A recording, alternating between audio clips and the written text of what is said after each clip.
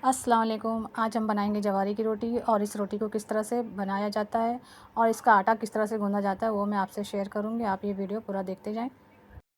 और इसका जो गूँधने का और पकाने का जो तरीका है बिल्कुल अलग होता है। इसे बनाना बहुत ही आसान है, लेकिन हमें शुरुआत में थोड़ा इसे बनाने में तकलीफ़ होती है। तो मैंने क्या किया, 2 किलो आटा पिसाने दे दिया था जवारी का, और ये पीस के चक्की पर से आ चुका है। तो अब इसकी मैं बनाऊँगी रोटियाँ।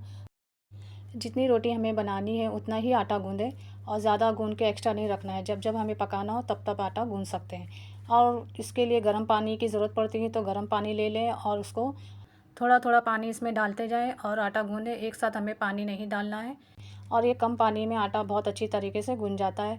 और इसे मुक्कियाँ नहीं लगाएं, बस ऐसे ही मसल के इसे रख दें। जितनी रोटियां बनाना था मैं उतने पेड़े बना लूँगी। और पेड़े बना करके हमें इसे मुक्कियाँ नहीं मारना, जैसे हम गेहूं के आटे को मुक्की मारते हैं उस तरह से हमें नहीं मारना है। तो इस आटे को हाथों की हथेली से गूँधा जाता है। हाथों की हथेली से हम जब आटा गूँधते हैं तो हमारे हाथ की हथेली जो है वो गर्म होती है। और इस तरह से आटा जब हम गूँधते हैं तो आटा बहुत ही नरम और मुलायम सॉफ्ट होता है। रोटियां भी बहुत अच्छी तरह से बनती हैं और नरम एकदम बनती हैं। और यही तरीका है इस आटे को गूँधने का। और ये रोटी बहुत ही हैवी होती है। इसके जो फ़ायदे बहुत है, इसे अगर इंसान एक बार सुबह में खा ले तो दिन भर की फुर्सत हो जाती है और उसे भूख भी नहीं लगती है। इसके बहुत से फ़ायदे हैं, मैं आपको आगे बताते जाऊंगी, आप ये देखें। और इस तरह से मैंने इसके पेड़े बना के रख लिए हैं। अब ये जितनी मुझे रोटियां बनानी थी मैंने उतने ही पेड़े बनाए।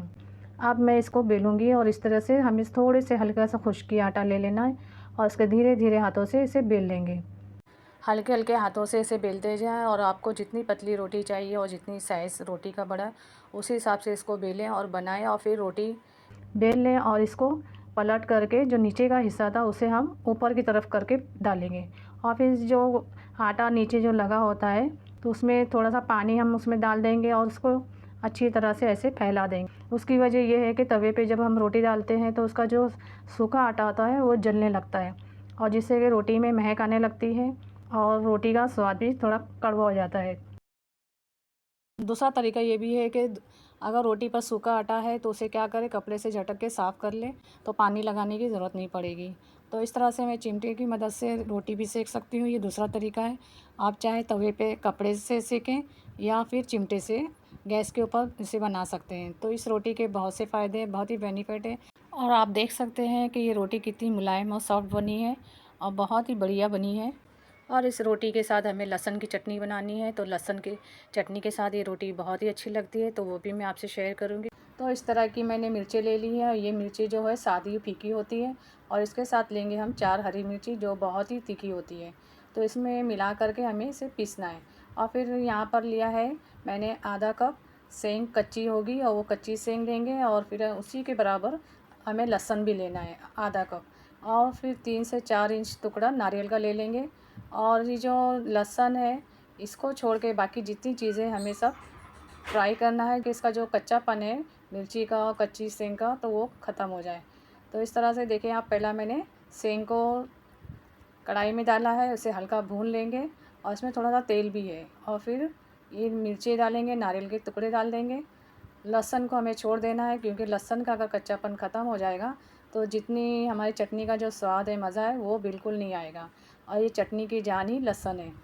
इस चटनी में जो खुशबू आती है लहसुन की, वो बहुत ही मज़ेदार और बहुत ही टेस्टी लगती है चटनी खाने में। जब हम चटनी खाते हैं तो बहुत ही मज़ा आता है। तो इस तरह से हम इसे भून लेंगे हल्का हल्का। ये मैंने भून ली है। पहले सेंग भून के निकालेंगे, फिर उसके बाद मिर्ची भूनेंगे। मिर्ची ज़रा संभाल के इसे फ्राई करें, ये तड़कती बहुत है। तो इस तरह से हम सारे मसालों को हल्का फ्राई कर लेंगे और इसे ठंडा होने के लिए छोड़ देंगे।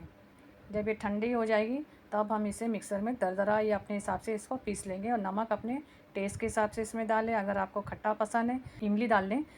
और फिर उसके बाद में चाहे तो पीसने के बाद नींबू भी इसमें डाल सकते हैं। दूसरा ऑप्शन है कि नींबू इसमें डाल दें।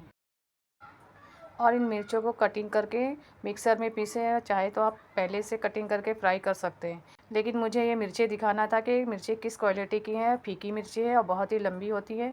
तो क्या करें, आप पहले मिर्चों को कटिंग कर लें, उसके बाद इसे फ्राई करें और फिर मिक्सर में इसे पीस लें।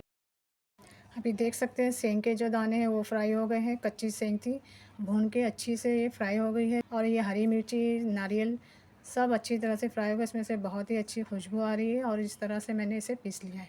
अब इसमें जो पीसने में पानी हमें बिल्कुल नहीं डालना है, बिना पानी के ही इसे पीसेंगे। और ये जो है चटनी 1 हफ़्ते तक आप स्टोर करके रख सकते हैं, बिल्कुल ख़राब नहीं होती है। अगर पानी डाल देंगे तो ये थोड़ा महक जाएगी 2 दिन 3 दिन के बाद। अब इसे हम खाएँगे रोटी के साथ। हमारी रोटी भी तैयार है और चटनी भी तैयार है। देखिए अब ये किस तरह से बनी, इसको टेस्ट करके हम देखते हैं। इसके जो फ़ायदे हैं बहुत है। इसके फ़ायदे ये हैं कि इसे खाने से वज़न कम होता है, डायबिटीज़ भी कंट्रोल में रहती है और इसमें कैल्शियम भरपूर होता है, जिससे कि हड्डियाँ मज़बूत रहती है।